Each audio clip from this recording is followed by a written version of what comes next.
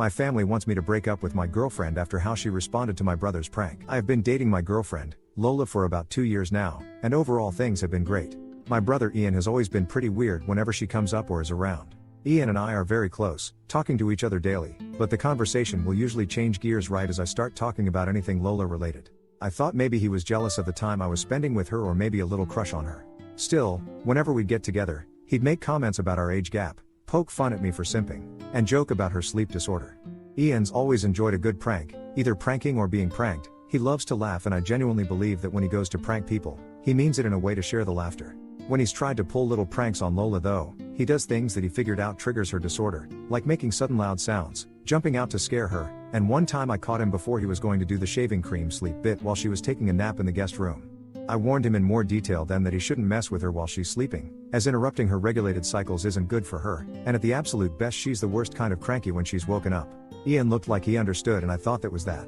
I threw a night party a few days ago and invited Ian and a bunch of mine and Lola's friends. Everyone was having a good time. My watch went off with the alarm that we set up for Lola to take a nap. She went off with a sleepy smile. I kept partying.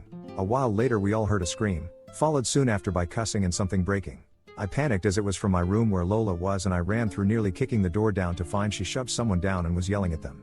I looked to see who it was and saw a spider mask that I unfortunately recognized as Ian's from years ago. I saw him scrambling to get away, but she only stopped when 3 of her friends pushed past me to pull her up and check her before she ultimately passed out in their arms. Ian scrambled off the floor and ripped the mask off, revealing the work she'd managed to do in the time it took us to react. He started bawling, telling me that she was insane and abusive, that he only wanted to make sure she wasn't going to sleep through the ball drop. At this point everyone started yelling.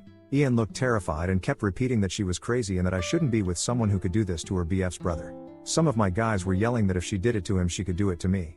All of her friends were screaming about how he should know to leave a sleeping girl alone and how it was creepy. Ian ended up calling our mom to tell him that Lola hurt him and she's furious. Lola's friends ended up carrying her out against my protests, and my friends were nearly split down the middle. I remember standing there while everyone argued while the ball dropped, my mother calling me for the 10th time, and Lola finally texting me that she needs space to think. Since then we've lightly texted. She's expressed that she can't shake her fear of what happened, but she still hasn't told me from her side what happened. Ian and my mom are trying to convince me to break up with her, and chastising me for not helping or standing up for my brother when he was being assaulted, also demanding an apology for not playing my part as an older brother. Ian has FaceTimed a few other family members, and now my aunt, who paid for both our colleges and the house my mom and brother live in and helped me get my apartment, is taking the 3-hour drive up to make sure her boys are okay, which is stressing me out even more. On one hand, I know family is family and I should do what I can to stand up for the people who helped raise me and become the person I am. On the other hand, Lola is my girlfriend. I adore her, I love her, I feel like I should be there to protect her. I don't want to push her boundaries, but not talking to her is a different kind of hurt. Ian is convinced that he was doing a well-intentioned prank and was wrongfully punished for wanting to make sure everyone was enjoying themselves. I don't know if I believe that, but I've known Ian for 22 years. Growing up we were inseparable. I don't want to doubt him just because love may be blinding me. How do I approach the situation with Lola? How can I convince my family that Lola isn't a threat? She's honestly the sweetest and caring person. She just can't be woken up, and part of me feels like she was pushed to that point. Update. While a lot of you advised I wait for Lola to tell me her side before I confront my family, they all came over to my apartment yesterday morning while I was writing out a list of questions for them. I was supposed to go over the night before, but I texted them saying I needed time and if we could meet later today, but they obviously didn't like that and showed up unannounced. The fighting started almost immediately and I initially was thrown off by them being there, but I matched energy and started yelling back at them for their predatory and enabling behavior of Ian and how I couldn't believe they'd side with him over this, golden rainbow baby aside. My aunt got in my face about disrespect, while my mom cried and brother cussed me out, but I pointed at my computer and yelled back at them that if they genuinely believed Lola was the problem, then they were victim-blaming idiots that I wanted nothing more to do with. My mom kept crying, but I got my aunt's attention with the computer and she got close to look at the screen. I was going through comments to write up all the questions, and after a minute she turned back to us, my brother, and said, "What is this?" I explained Reddit and that I'd posted for help. Ian then stopped comforting mom and pushed past me to get to the computer, asking what right I had sharing family business on the internet. My aunt stopped him and asked, "Why didn't you tell us you were alone with her? You never told me she was sleeping." To say all hell broke loose would be an understatement. Like a switch, my mom almost immediately stopped loudly crying and looked over at my aunt confused. Ian started shaking his head and reiterating his version of the story, which, listening to it, was infuriatingly off. I'd figured out that not only did he tell mom and our extended family a version of the story in which Lola was all too violent with him when he jumped from behind a door to give her a little spook, but he left out the details that put him in any bad light. I started yelling again, calling him a liar, but he started crying and called me a liar who was just trying to lie for my girlfriend. At the sight of my brother crying, my mom pleaded with us to stop, my aunt scrolling more on the screen. It felt like both a minute and forever that we were yelling in each other's faces about how the night went, how I felt he always used his tears to get his way, him yelling at me about how ungrateful I always was, etc. Unfortunately, I forgot where we were and didn't keep the volume down at all, and sometime later there was a knock at the door. I didn't know who it could be, some dumb part hoped Lola, though I knew it wasn't. It was two officers, answering to a noise complaint from one of the neighbors. Feeling stupid, I plainly explained that no one was hurt and we were having a heated argument, but that no one was in danger. I did let them look around and talk to my mom and brother, but my aunt spoke up when it looked like they were just going to give us a warning. Actually, I think it's good that you're here. My nephew has something he'd like to report, she motioned to Ian, whose eyes looked between her and the officers quickly. My aunt still looked as angry when she first arrived, but she was glaring at Ian. You know, hypothetically, if someone touches or hits you without permission or justified reason, that's something you can and should report. Is there anything you want to say? There was silence, eyes moving to everyone around the room. My aunt didn't look encouraging in a report. It hit me that she was calling him out. I stared at him, his eyes were bulging. He looked as panicked as the other night when he was trying to get away from Lola. One of the officers asked if everything was alright, and like clockwork, Ian started bawling his eyes out. My mom asked him what was wrong. I told her she had to stop babying him. He's been lying to you guys. My aunt asking him again if he had anything to report. You were up in arms against this girl this morning. Where'd all that fire go? Did she hit you or not? It took a while of us pushing him, but he finally admitted to the room that he didn't have anything to report because he didn't feel like she'd be rightly prosecuted. His next story sounded closer to the one I knew, where he admitted to knowing Lola had gone to sleep and wanted to scare her so she'd wake up. I still don't believe his reason why he wanted her up, that he put on a mask. I asked if he knew she had a phobia. He said he knew she found them creepy, and that no, there was no one else in the room with them. He couldn't get any of our friends to agree to the prank, so he did it himself. He said he started making sounds against the wall. The bed was against the wall and then got close to scream in her face. He said she woke up and surprised him because he thought the stress and panic would cause her to scream or hide, but she went for his throat instead. He described his beating to everyone in the room, some of which I saw had the officers look at each other then back at him. Then that's when I pushed the door in. The door wasn't locked. I just panicked and didn't think to use the doorknob properly. I just threw my body at the door, and the rest of his story is what I was there for. I'm sure if the police weren't there, I would have hit him. I know I would have. My mom started crying even more when he said she was sleeping, a fact that changed his entire story, and my aunt chewed him out, everyone scolding him for his stupidity and a-hole behavior, while the officers explained that it sounded like if what he said was true, Lola acted in self-defense, and that not only was what he did juvenile, but one of the officers asked my mom's permission to question him more as his behavior was concerning and they wanted to make sure he wasn't a danger to himself or others. My aunt and I told the cops he was 22 at the same time, an adult, and they didn't need her permission. He looks a lot younger than he is. Upon hearing his age, one of the officers sat down with him and asked him to talk through his thought process, and the other officer explained to my mom and aunt that Lola could press charges given Ian's story. My aunt still looked pissed while my mom cried about being confused and over her baby. My mom literally looked at me and said she didn't understand how her baby could do this. I already knew I was deep in the bullshit of this family, but I realized that I couldn't grow in the earth that poisoned me, and I needed to get away if I was actually going to get better and stay better. My mom kept fussing with my aunt and another uncle on the phone crying over the drama while I texted a friend of mine who lives across the city if I could stay with him. I was feeling overwhelmed with all of them and didn't want to be within a few minutes of the source of the problem. I also wanted to give myself space to think and understand with a clear head. I'm typing this between breaks of me packing. My aunt saw me in my room doing this, but she didn't stop me. She only asked me if I'd spoken to Lola about this, and I told her I haven't yet, but I had plans to later on. She told me she was sorry for believing my brother without listening to any other account and that she hopes Lola is okay. So then it was just me in the apartment. The cops left after taking a statement from my brother and I. My mom left with my brother, still crying, my brother calling me an a-hole, the world's worst brother, and my aunt gave me a hug, apologizing again for how she and her sister acted, and told me that I don't owe her anything, but that she'd like to know that Lola's okay. With everyone gone, I went to my friend's house and I'll be there until further notice.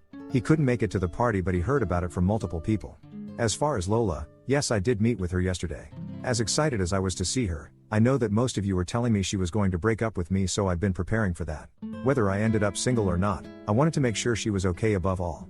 I know I don't deserve her as a girlfriend, and I'd much rather she not be with me if it meant she was safe. She brought a friend with her and we all sat and talked. I showed them both the Reddit post and Lola has asked that I not share any more information about her until she feels ready herself. She's on Reddit for gaming and general scrolling fairly often and let me know that if she came across this story without me having told her, she would have been pissed. She did however read a lot of the commenters worried about her and wanted me to express to you all that, while upset, hurt, and with mixed up emotions, she is overall okay.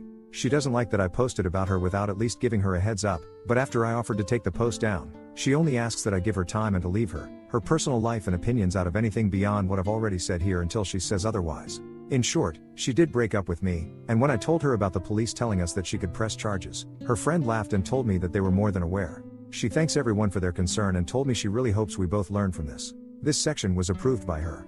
So yeah, unless I'm forgetting something, that's all I can give right now. My mom has been calling and texting me, telling me that this ordeal has made Ian and her a wreck and she can't believe I'd let a girl do this to us. I blocked my brother right after he left my apartment, and I just blocked her. My aunt has let me know she'll talk to her, but I don't know how that's going to go. I understand that it isn't what everyone wants, but none of this is anything I want either. To everyone who has nothing but bad things to say about me, I get it, I'm an a-hole. I appreciate any and all advice I've been given. I'm going to be taking a break from not only the business in my life but this Reddit stuff. I know I have a lot of growing to do, and I can't do that in this environment. I yelled and ignored my girlfriend over a prank. I've, 22 male, been with Nicole, 25 female, for a couple years now, and she's always liked survival stuff and weaponry and all that. I absolutely don't. Really bad experiences with knives when I was younger, and Nicole knows about them. We both love Halloween and usually throw a party and dress up and goof around, cook up pumpkin seeds and watch movies. Anyway, the point is Nicole loves doing tricks with her knives, like 5-finger fillet, flicking it open and closed, twirling it, etc. And she'll do it when we're watching a show or movie together, forgetting that I've asked her please not to. Or she'll buy a new one and show it off, asking if I wanted to give it first bite? And pout when I say no. 2 days ago she was playing with it again and I asked her why she keeps forgetting and she said, wow, okay, don't insult my intelligence again, and then that it was just a knife and therefore not a big deal and therefore not that important to remember.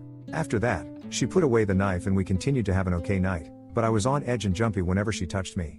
Yesterday she called me into the kitchen, only she was playing 5-finger fillet, and I startled her and she messed up badly. I lost my cool, screamed my head off, tried shouting what I knew about first aid at her while I raced to grab my phone, complete panic, dialing 911, only for her start laughing and show me that it was a prank involving red food dye and a carrot. She had a nice laugh about how I would have known it was a joke if I wasn't so squeamish about knives, that it's proof I need to get more comfortable, that anyone with passing knowledge knows that it doesn't look like that when something like that happens. She kept explaining how she did it, how she practiced, how she could show me, but I didn't even answer her. It was like my head was underwater and my heart was beating out of my chest. Just moved on autopilot and grabbed my keys and drove a few blocks away before pulling over to breath. Nicole tried to call me and the first thing I said was it wasn't funny at all, and she asked, "Are you crying?" Then I hung up on her. She kept texting me, saying she was sorry, that she didn't think I'd react so badly to a joke, that it was just meant to be good fun in the Halloween spirit. I ignored her. I texted her after that I was home but ignored everything else. This morning she sent the picture of the props to the group chat with a few of our mutual friends, and they chimed in saying it doesn't even look real. I've muted the chat since and I'm wondering if I have a leg to stand on before I go back and apologize. Update. There are a lot of repeating questions and assumptions. First, we don't live together. At this point I don't think we ever will. Second, I stayed primarily because the good seemed to outweigh the bad. You remember the negatives more than the positive, so obviously I just had to remember her positive qualities instead of being swayed by my focus on the bad times. Plus, it was always almost perfect after we had a fight, and I just assumed the boom and bust cycle was normal. I didn't know Nicole liked knives at first.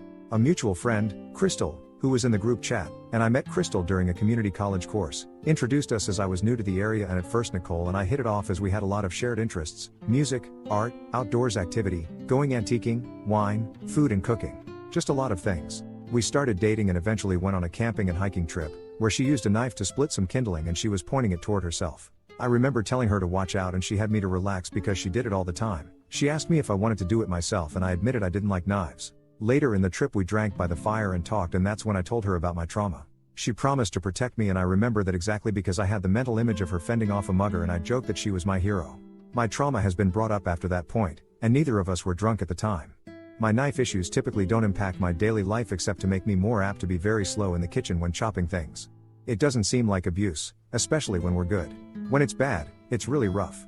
I don't have really any other baseline as I was a late bloomer dating wise. My dad always said that you should both give 110% in a relationship, but everyone argues. I thought working through the rough patches was normal. That's also why I was preparing to apologize, because it takes two in an argument, so I am responsible as well and need to apologize for my part. In this case, ruining the night with my reaction. I did go through therapy to help cope with the initial incident surrounding my aversion to knives. I was a lot worse when it happened, to the extent where I couldn't have anyone point the knife in the direction of another living being, or certain songs on the radio that were playing at the time, or certain smells. I've made progress, but clearly not enough to stay with her and deal with her fidgeting with the knives. I will admit to backsliding a bit in that I seem a lot more anxious when I stay the night and can't stay asleep, or having more nightmares, which is why I believed her when she said I was overreacting. Also, concerning the fidgeting, it's not a constant thing. Sometimes she'd go weeks without pulling the knife out. Sometimes she'd complain that I only focus on the fact she had used the knife, versus how long she had abstained, which seems reasonable to point out. Update. I did reach out to Nicole again yesterday to talk, and I went with the intention of standing my ground and explaining things so she could understand my side. She greeted me with, "Thanks for gracing me with your presence," and asked if I was here to act my age and talk like an adult. She slammed the door behind me and pointed to the couch so we could discuss things. Nicole opened with my reaction was unreasonable and completely out of line considering the situation. I said that things need to change because the prank wasn't okay at all, and she knows I have issues with knife violence, and I asked what was funny about the prank. She interrupted and said that ultimatums aren't part of any relationship, so I said I don't think this is working out for us. I don't think we're happy together.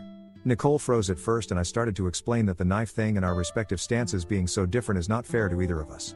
But she repeatedly asked, "So you're going to break up nearly 3 years just because of this?" I tried to tell her it was more than just this, it was everything else. It was that she keeps forgetting and triggering me, that she loves playing with them but it upsets me. But she started talking over me and yelling that apparently I think she's an idiot and that I'm the best actor in the world because she never knew I felt so horrible, and that maybe I should call the cops on her for abuse. She grabbed her cell phone and offered it to me again and again, saying go on, call, but when I said we just need to talk, she interrupted with no you won't because you know, I know, we both know, no cop is going to arrest me for a joke.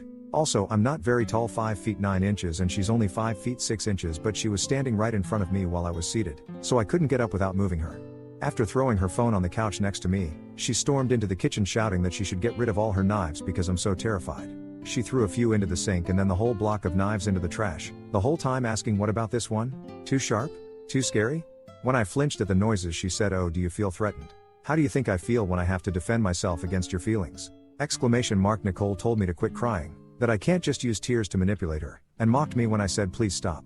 She said she has to walk on eggshells because she has to deal with a boyfriend that can't handle a single joke without running off into the night. It's not hard to not overreact, literally just think before you go crazy. It's that simple, and that it's ridiculous that a grown man can't handle a knife or a gun, and I refuse to let go of my victimhood because anyone normal would have gotten over it by now. It's been nearly 9 years. She called me stubborn and childish for picking this hill to die on, that I'm not innocent. It's not fair that I'm allowed to ignore her for hours but she can't have a little fun. And is my ego really that big? It's sickening that I don't trust her or think she's smart or skilled enough to handle a knife properly, and it's sexist, infantilizing and insulting. At some point I said I think I need to go home, and it was like a switch, and she said please stop crying, I hate when you cry, joked, I think, because she laughed. I guess hibachi dates are off the table, huh? And I should probably take the knives out of the trash now, shouldn't I? She apologized and said since it means so much to me she'll put in more effort. She admitted that I'm such a sensitive guy that if she stopped doing everything that made me uncomfortable she wouldn't be able to do anything. She pointed out that I cried watching my girl the other day as proof that I'm overly emotional, and it made sense that she thought I was just being my normal self, but she was sorry for not realizing sooner it was really upsetting me. She promised she would do her best not to bring the knives out when I'm around. Nicole hugged me and told me to let go. We can get through this, there's nothing we can't get over, and asked for a chance to start over, fresh start tomorrow, no more jokes. It's stupid, but I just said yes. I wanted to go home, get out of her house and leave while she was still acting nice, and I didn't hold my ground. I feel like an idiot and a coward. I got home and puked and couldn't get to sleep again. Today Nicole came and dropped off lunch and coffee for me, gave me a kiss and said she loved me, and all the old ladies in the office were gushing about how cute we are together. I'm going to reach out to one of the guys I'm closer to and the friend who set us up to find out when Nicole got so into knives. Because I remember about 7 to 8 months, and it was shortly after the camping trip, and it was Nicole's birthday that she asked for a specific knife as her present, so at least then, but I can't really remember there being anything major before then. I'm going to break up officially with her tomorrow with one of the guys if possible, so I can get my stuff from her place.